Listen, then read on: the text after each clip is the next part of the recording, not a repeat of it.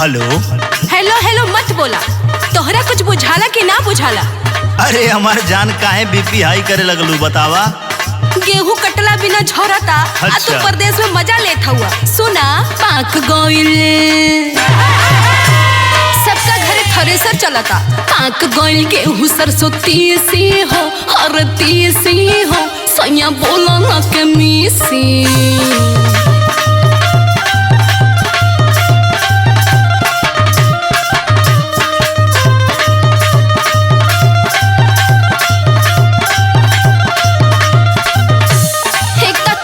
गर्मी बर्दाश्त नहीं की हो। अरे तो छतरी लेके जाइल करा। तो हर छतरी अब काम के नहीं खे। अच्छा। बोला ना कमी से हो बोला ना कमी से।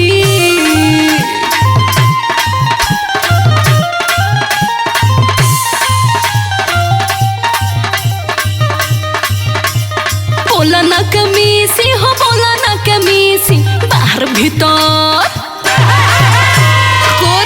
हमार कोरिया हो गई। जानत है तू कितना आलिया भट्ट बाहर भीतर हम कितना घीसी हो और घीसी हो सैया बोला ना के मिसी।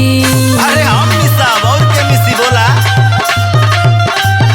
अब मिश्रा जी तो मिसे आई है ना। खेत हमारा काटब हम जोतब हम बोईब हम। अरे सुना खटबू तबे त तू पूरी छान के खैबू। तोहरा पूरी के चक्कर में हमार पुआ निकल जाई। अच्छा घबरा मत जवन कहत है उकरा। हमार बात सुना। आके करब गेहूं के कटनिया हो छिलके रख खरे हनिया।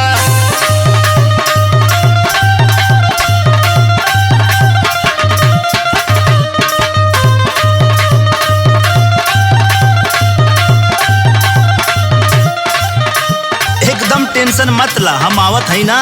रख खरी हनिया छिलके रख खरी हनिया।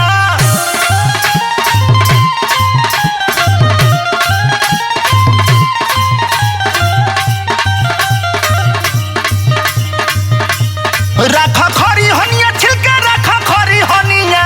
एकदम चिकन कइले हो खजनी हो खोना परेशान मोरी रनिया हो। अरे रनिया हो छिलके रख खरी हनिया। आवत तनी जल्लू किला। अरे जहां से आवत हो कि ट्रेन से? अरे मिश्रा जी के 3 पहिया टेम्पुआ से आवत है। इनहू का टेम्पुआ को तो जगह जगह पंचर हो जाला। इनकरो टायर पुराना हो गईला। इनका ट्यूब में हवे नहीं के रुकत।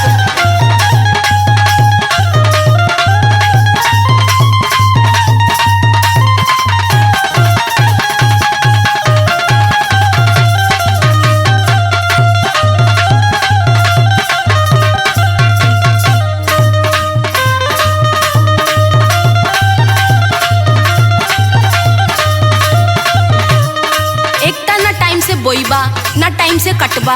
गेहुआ ना रही तो का पैसे चटबा। बकलोल मरद ई का कहलू हो। अरे काटे दावे में सपना हो खता जियान हो। अरे चिंता काहे करत हूँ। अपन तो चलबे करी थ्रेसर संग में पौनो पाल के थ्रेसरवा लगवा दे जल्लू की ना। और मृत्युंजय भाई और ललित जी हैया हुआ बोझवा बांधे खातिर। हाँ देखा था का करत हुआ। रहेला बहरवे घर पे नहीं खे ध्यान हो।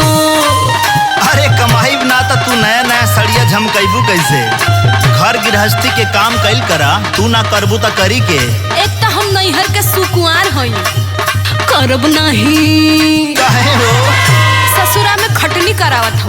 का करब नहीं हमहू कुछ खीसी हो हर खीसी हो सैया बोला ना कमीसी।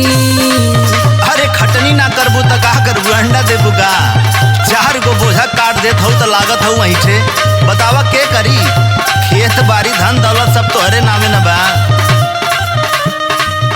और तू का समझत हो कि यहाँ हम मजा लेत हई। हम कितना परेशान रही ना। तू का जनबू पवन पाल से पूछ ल। हमारो के कमावा के बड़ी बा प्रेशर।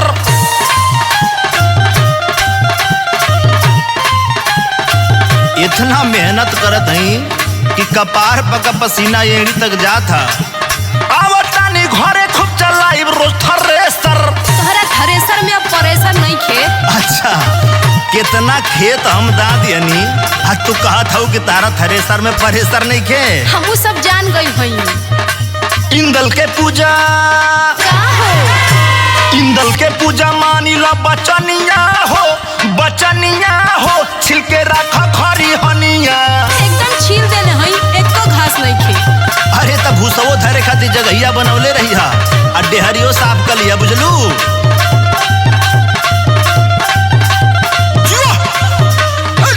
गइल के हु सरसों तीसी हो, सैया बोला ना के मीसी। आगे गरम के हु के कटनिया हो, छिलके रखा खरी हनिया। पाक गइल के हु सरसों तीसी हो, सैया बोला ना के मीसी। आगे गरम के हु के कटनिया हो,